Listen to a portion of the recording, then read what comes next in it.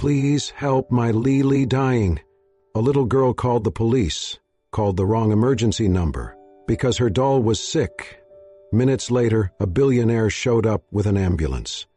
Mr. 911, please help my Lily dying. Lucas Grayson was halfway through dinner when his phone rang. He had just sliced into a seared filet mignon, alone at the end of a long glass table in his minimalist mansion nestled above the California hills. The music playing softly in the background was Vivaldi. The lights were dimmed to a calculated warmth. The room was perfect and empty. He didn't recognize the number. For a moment he considered letting it ring out. Then he heard it. Please help, my Lily is dying. She's not breathing. Mommy's crying too. Lucas blinked, stunned. The voice on the line was a little girl's, no older than 4 or 5, high-pitched, frantic, and desperate. He straightened in his chair. Sweetheart, are you okay? Li's really, really sick. Please, come help. Lucas's heart jumped. The child sounded terrified. Not the kind of scared that came from a prank call or a game. This was real panic. He stood up so fast his wine glass tipped and shattered against the floor. The red liquid bled into the marble like ink spreading across a page. Can you tell me where you are? He asked, already moving to grab his keys from the console near the door. The little voice gave an address. She repeated it twice. I'm coming, he said. No hesitation, no second guessing. Years ago, Lucas had failed to act in time. His younger sister Emily died during a medical emergency while he was across the country. The guilt hadn't faded. In fact, it had hollowed him out and left a space so empty that sometimes even music couldn't fill it. Tonight, that space filled with urgency. He tore down the driveway, headlights slicing through the dark. As he turned off the freeway, he called a private emergency contact from his team, just in case, and sent the address for backup. 15 minutes later, he pulled into a quiet suburban cul-de-sac. Modest houses lined the street. Lights were still on in a few windows. A single porch light flickered ahead. He parked hastily and approached the house. Before he could even knock, the door opened. Standing there was a woman, about 30, with tousled blonde hair, a soft blue sweatshirt, and wide, cautious eyes. She looked half surprised, half horrified. "Can I help you?" she asked. Before Lucas could answer, a small child darted between her legs. She wore unicorn pajamas and clutched a ragged doll in her arms, its fabric arm dangling by a few threads. "She's better now, mister," the little girl chirped brightly. "I gave her the blanket and she feel better." Lucas blinked. The child beamed at him, completely unaware of the panic she had caused. The woman, realizing what must have happened, covered her mouth with her hand. "Oh my God, did she call you?" she whispered. "I am so sorry. She must have somehow hit a recent call. She gets into my phone sometimes and—" Lucas exhaled a slow breath. The tension in his shoulders softened. The doll was Lily. He looked down at the child again. "You must be Luna." She nodded seriously. "And this," he said, kneeling down, "is the bravest patient I've ever seen." Luna grinned. Emma, still standing awkwardly by the door, sighed. I can't believe this. I don't even know how to begin apologizing." "No need," Lucas said, rising. "You didn't waste my time." Something in his tone made Emma pause. She studied him again. Sharp suit, handsome, but kind eyes. She didn't recognize him as a billionaire. To her, he was just a stranger who'd shown up when her daughter called for help. Lucas looked around the tiny living room behind her. It was modest but warm. A pile of books sat on the coffee table. A framed photo of a man, her late husband perhaps, stood on the mantel. He cleared his throat and offered a small smile. "May I—" Emma stepped aside. Inside, Luna gave a proud tour of Liza's hospital bed, a pile of folded towels on the couch. Lucas played along, asked serious questions about Liza's symptoms, and even offered a bandage from his wallet. Luna accepted it solemnly. When it was time to leave, he bent to Luna's level. "If Lily ever feels sick again," he said, "you can call me. But maybe tell Mommy first, okay?" Luna nodded. "You're nice. I like you." Emma, watching the exchange, felt her heart tug in a way it hadn't for years. Lucas turned to her. "I'll leave my number, just in case." And for the first time in a long while, as he walked back to his car, Lucas Grayson smiled. Emma stood by the door longer than necessary, still trying to process what had just happened.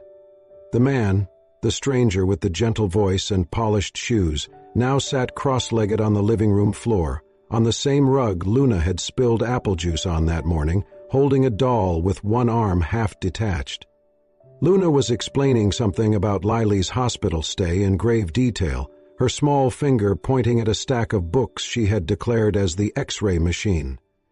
The man nodded solemnly, like a real doctor taking notes from a 4-year-old nurse. Emma watched from the kitchen, arms crossed over her chest. The man had introduced himself only as Lucas, just Lucas. He didn't look like a social worker or a cop or anything official. He was too well-dressed, too calm. But he also didn't seem like a threat. Still, every instinct in Emma was on edge. Strangers did not just show up like this. He looked up and caught her watching. "She's got quite the imagination," he said softly. Emma forced a smile and walked over. "She doesn't usually call strangers. I'm still trying to understand how she even reached you." "I'm glad she did," he said. Emma sat on the edge of the couch, not quite relaxing. "Do you work in emergency services?" He shook his head. "No. I just picked up the phone." She narrowed her eyes slightly. "Why'd you come?" He hesitated. "Because a child was scared. That was enough." There was something in his voice that made her believe him.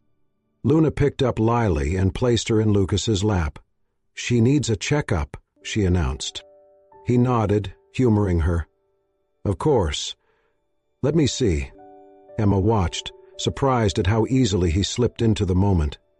Most men she knew, even the kind ones, froze up around kids. Lucas didn't. He listened. He followed her daughter's lead like it was the most natural thing in the world. For the first time in months, Emma's heart ached in a different way.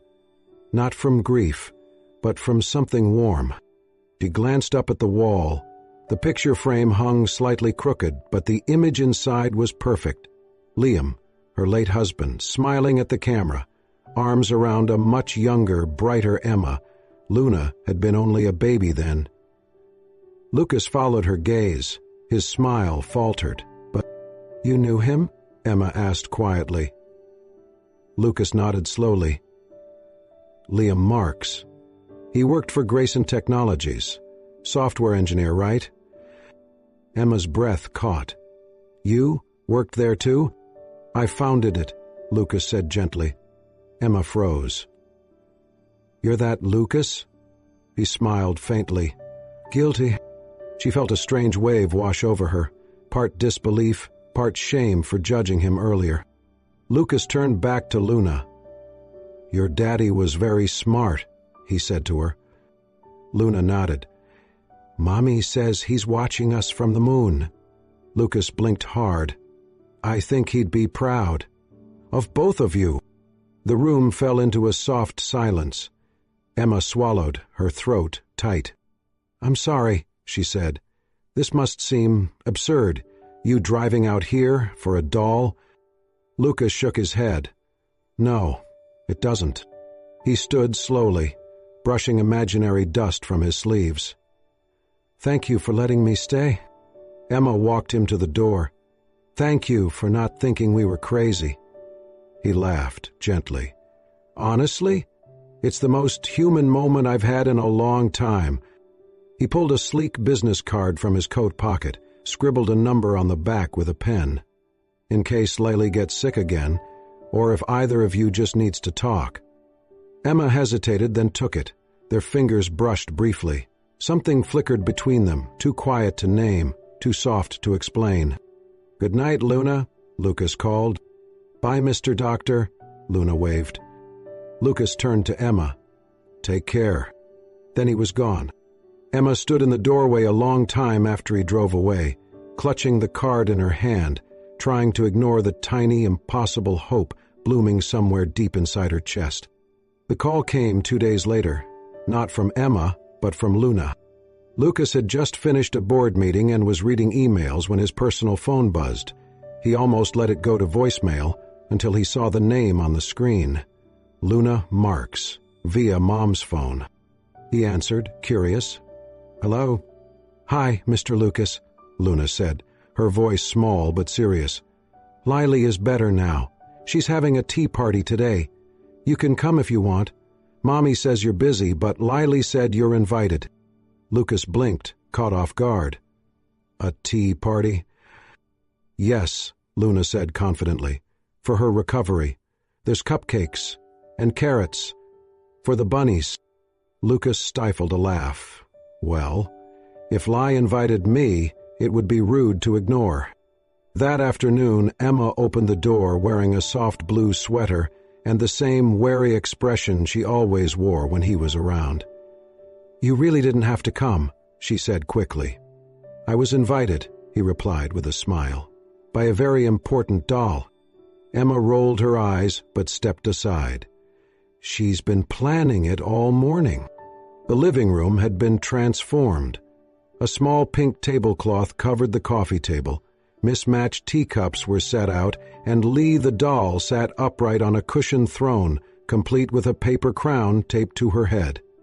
Luna had even drawn a sign. "Leela's Tea Party, by OC. Bring your own cupcake." Lucas bent down. "I didn't bring a cupcake. Will tea do?" Luna handed him a plastic cup filled with apple juice. "It's fine. Lies on a liquid diet." He grinned. "Of course." They sat on the floor, Lucas cross-legged between Luna and Lily. Emma sat a little farther back on the couch, watching with arms loosely crossed, trying not to smile. Luna led a song. "Get well soon, Lily," she sang in a shaky tune, and Lucas, without hesitation, joined in. Off-key. Sincere. Emma's smile slipped free before she could stop it. For the next half hour, Lucas poured tea, pretended to examine Lily's vitals, and helped Luna tape a Band-Aid over the doll's fabric wrist. They laughed, they clinked cups, they clapped when Luna declared Lily officially better. It wasn't until the very end that Lucas reached into a sleek black box he had brought with him. "I brought something," he said. Luna gasped when he pulled out a miniature toy hospital, complete with a doll-sized ambulance, a tiny doctor's office, and a nursery with cribs for doll patients. It looked custom-made. "For Lily," he said simply. "So next time she gets sick, she'll have somewhere to go." Luna didn't speak. She just launched forward and wrapped her arms around his neck. "Now Lee will never be sick alone again," she whispered. Lucas held her carefully, something catching in his throat. For a moment, just a moment, he forgot the boardroom, the private jet, the empty penthouse. All he felt was the weight of a little girl's arms and the warmth of belonging. Emma watched them, unmoving. The image, her daughter in the arms of a man who looked more at ease on the floor of a tea party than in a corner office, etched itself deep inside her. She hadn't seen Luna this happy in a long time, and she hadn't felt this scene. Lucas looked up and caught Emma's eyes. His expression softened. "You two are something special," he said. Emma tucked a strand of hair behind her ear, suddenly unsure how to respond. "She's all I've got." Lucas nodded. "And somehow, she's giving everything." As he stood to leave, Luna tugged on his sleeve. "Can you come again tomorrow?" He smiled. "We'll see. I don't want to wear out my welcome." Emma walked him to the door. This time, she didn't try to rush him out. "Thank you," she said quietly. "Not just for the toy, for seeing her." Lucas's voice was soft. "I see both of you." The door closed behind him, but the warmth he left lingered. For the first time in a long time, Emma didn't feel like she was doing it all alone. And Lucas, walking back to his car with a pink teacup still in his hand, didn't feel quite so lonely either. It was late. The tea party had ended hours ago. Luna was asleep upstairs, and the house was quiet except for the ticking of an old clock in the hallway. Emma stood by the sink, rinsing teacups, when she noticed Lucas still sitting in the living room, gently rotating the little doll hospital in his hands. She hesitated, then brought him a cup of chamomile tea. He looked up, surprised, and took it with a soft, "Thanks. I usually don't let people stay this long," Emma said, settling across from him. "Then I'm honored," Lucas replied, his tone half joking, half serious. They sat for a while, not speaking. The silence was not awkward. It was cautious, like two people learning to trust their own breathing again. Emma looked down at her tea, her fingers tracing the rim. "I still remember the sound of the phone that night," she said softly. 3 years ago. It was around 6:40 p.m. I was feeding Luna mashed peas. I thought it was Liam saying he was running late. Lucas turned slightly toward her. But it wasn't. She shook her head. It was the hospital. There was a crash. They didn't say much over the phone, just that I had to come in immediately. Her voice faltered. By the time I got there, they'd already moved his body. Lucas was quiet, listening. Luna kept asking, "Where's Daddy?" over and over. I told her he was in the stars, that he had to help light up the night. She didn't understand, but she stopped asking. Emma paused, swallowing the lump in her throat. But that night, she didn't sleep. She didn't sleep for 3 days. She sat at the window with her bunnies, waiting for the stars. Lucas's jaw clenched slightly, and he looked down at his hands. "My sister died. In an emergency room." Emma blinked. He was 22, came down with a sudden fever and shortness of breath. They didn't take her in fast enough because she didn't have insurance. By the time someone checked, it was too late. "Oh my God," Emma whispered. He nodded slowly. "I was in a board meeting halfway across the world. I didn't even know she was sick when I got the call." He stopped. "It broke something in me." Emma reached out instinctively, but stopped just before touching his hand. Lucas looked up. "That's why I left my old company, why I started 24 Hearts. Emma's eyes widened. "That's you? The foundation that funds urgent care for kids?" He nodded. "It started small, just a reaction to grief. Now, it keeps me going." They sat in silence again, each caught in a quiet current of memories, loss, and what came after. Then Emma stood, walked over to a drawer, and returned with something folded in her hands. A small, soft cloth, blue flannel, slightly worn but carefully kept. "When Luna was born," she said, handing it to him, "Liam had this in his jacket. He used it to clean her face when she sneezed the first time. I found it in his coat pocket after he passed." Lucas took the cloth gently. "You kept it all this time?" Emma nodded. "It still smells a little like him. Sometimes, when Luna's sick, I let her hold it." Lucas pressed it to his face, closed his eyes for a moment, then held it in his lap, almost reverently. "Thank you," he said, his voice low, "for sharing him, for sharing this." Emma smiled, tired but honest. "You shared your sister. It only felt fair." That night, when Lucas finally left, he did so with the cloth carefully folded in his coat pocket. And as Emma watched his car disappear down the street, she realized something both terrifying and beautiful. She was not afraid of remembering anymore. It started with a photograph. A grainy image taken from across the park showing Lucas Grayson kneeling on a picnic blanket, holding a doll while a little girl beamed beside him. Emma was seated behind them, laughing. In the soft afternoon light, it looked intimate. The headline read, "Lucas Grayson, seen with single mom, love in the suburbs."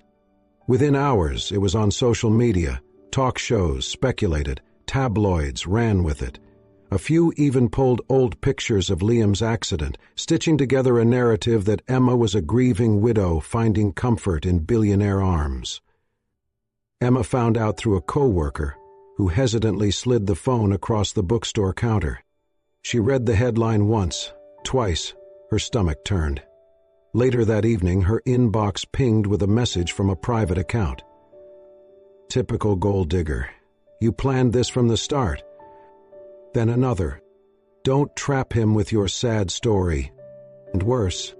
Emma stared at the screen, the color draining from her face. She turned it off, threw the phone on the couch, and sat at the kitchen table staring into nothing. It wasn't just online. At preschool drop-off the next day, one of the moms, sharply dressed, all pearls and judgment, leaned close and said sweetly, "So, are we calling random men Daddy now?" Emma flinched. "Excuse me?" The woman smiled tightly. "Just asking. Kids at this age, they get confused easily. It would be irresponsible to let a child get attached to someone who might not stay." Emma said nothing. She couldn't. She went home, sat on the floor of the shower, and cried silently until the water ran cold. By evening, she had made a decision. She wouldn't answer Lucas's texts. She would cancel Luna's next playdate with him. She would fade back into the quiet life she had before. It was safer, cleaner. No one could hurt her there. That night, she didn't sleep. The next afternoon, there was a knock on the door. Lucas stood outside, hands in his coat pockets, eyes soft. "I saw the article," he said simply. Emma nodded, arms folded across her chest. "I saw the comments too," he added. She looked away. "I get it," she murmured. "You don't need this. I don't want to be—" "I didn't mean for any of it. I'm not here to fix the press," Lucas interrupted gently, "or the people who think they know either of us." Emma's lips trembled. "You should go." Lucas stepped forward, still on the porch. "Emma," he said quietly, "don't run because of them. Run only if I make you feel unsafe." He paused. "Do I?" The question hung in the air. She looked up at him, eyes wide, red-rimmed. Her voice broke when she answered.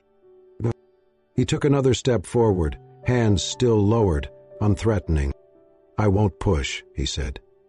"But I need you to know something." His voice was low, firm but tender. "They don't see you the way I do. They don't see how hard you work to make Luna smile.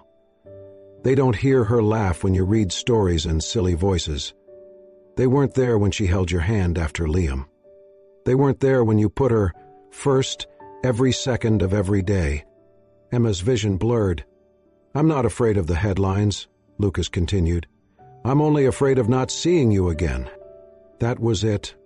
Something inside her cracked, then opened. She stepped forward slowly and, without a word, placed her forehead against his chest.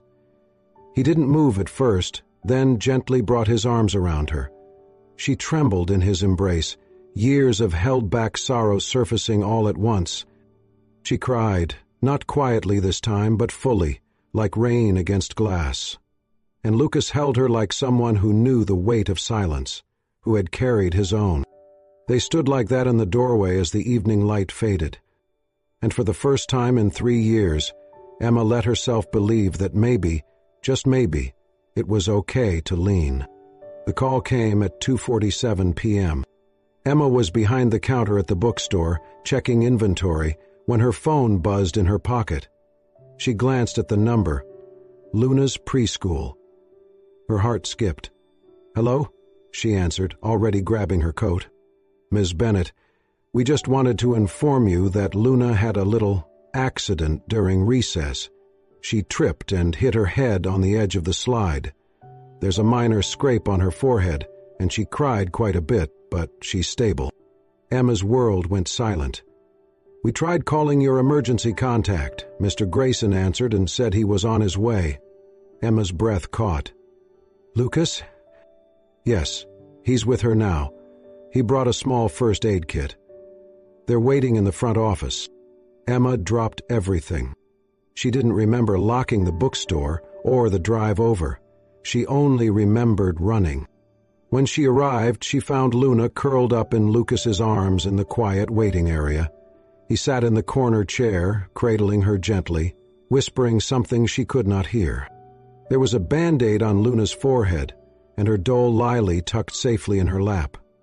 Emma stopped in the doorway, heart pounding, chest tight with something that felt far too much like déjà vu. She had been here before, not this room, but this moment.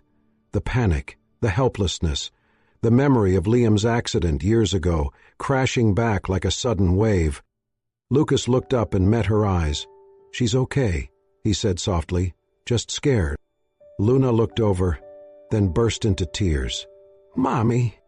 Emma rushed forward, hugging her tight, kissing her hair. "It's okay, baby. Mommy's here." But as she held her daughter, her eyes went back to Lucas, and something inside her twisted. She should be grateful.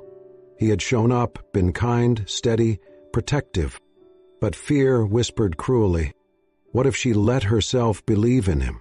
What if Luna got attached? What if Emma herself fell deeper? What if she lost him too? Later that night, after Luna was tucked in, with a forehead kiss and a whispered promise that everything was fine, Emma sat on the front steps of her house, arms wrapped around her knees. She was so tired of being afraid. Of living like love was a luxury she could no longer afford. The porch creaked, and she looked up. Lucas stood there, holding 2 cups of tea. He handed one to her wordlessly and sat beside her. They didn't speak for a while. Crickets chirped in the distance. Somewhere down the street, a dog barked. Then Lucas said quietly, "You know, I was terrified too." Emma glanced at him. "The day I got that call about Luna," he continued, "I remembered the night I lost my sister. It was raining. The hospital put us on hold for what felt like forever." His jaw clenched. "But this time, I could get there. I could hold her. I could help. And for once, it felt like something I did actually mattered." Emma looked away, blinking fast. "I didn't know they put you as the emergency contact." "She did," he said with a soft smile. "Apparently she told her teacher, 'Call Mr. Lucas. He knows how to fix SAD.'" Emma laughed through the sting in her eyes. Then Lucas grew quiet again. "I know you're scared," he said gently. "You've been through things I can't pretend to understand. But Emma," he set his cup down, "you can close every door, lock every window, but I'll still wait on the porch until you decide if I'm worth opening one." Emma looked at him for a long time, and finally, in the dim porch light, she whispered, "I want you there." Her voice cracked, but she kept going. "I'm just scared." Lucas reached out, not to pull, not to push, but just to place his hand lightly over hers. "Then I'll stay right here," he said, "as long as you need." They sat in silence again, but this time it felt like healing. The envelope was folded in half, sealed with a rainbow sticker, and addressed in big, uneven crayon letters. To Mr. Lucas, from Luna and Lily. Emma found it tucked into her handbag one morning. "She said she made it last night after you read her that story," Emma explained, eyes soft. Lucas opened it slowly, carefully, like it was made of glass. Inside was a single sheet of paper. The drawing was childlike and crooked, 2 stick figures holding hands, with a little girl and a doll between them. A bright sun smiled down over their heads. Scrawled in purple crayon at the bottom were the words, "You can be Lily's daddy too." Lucas did not say a word. He simply folded the letter, his throat tightening until he could barely breathe, and slipped it into the inside pocket of his jacket, where it would stay. Always. That Saturday, he picked them up in the morning and drove to the grassy hill behind Luna's preschool. The sky was impossibly blue. Birds chirped overhead. He laid out a simple checkered blanket, unpacked sandwiches, juice boxes, and a small box wrapped in brown paper. Luna clapped with joy when she saw the picnic set up. Lily loves picnics,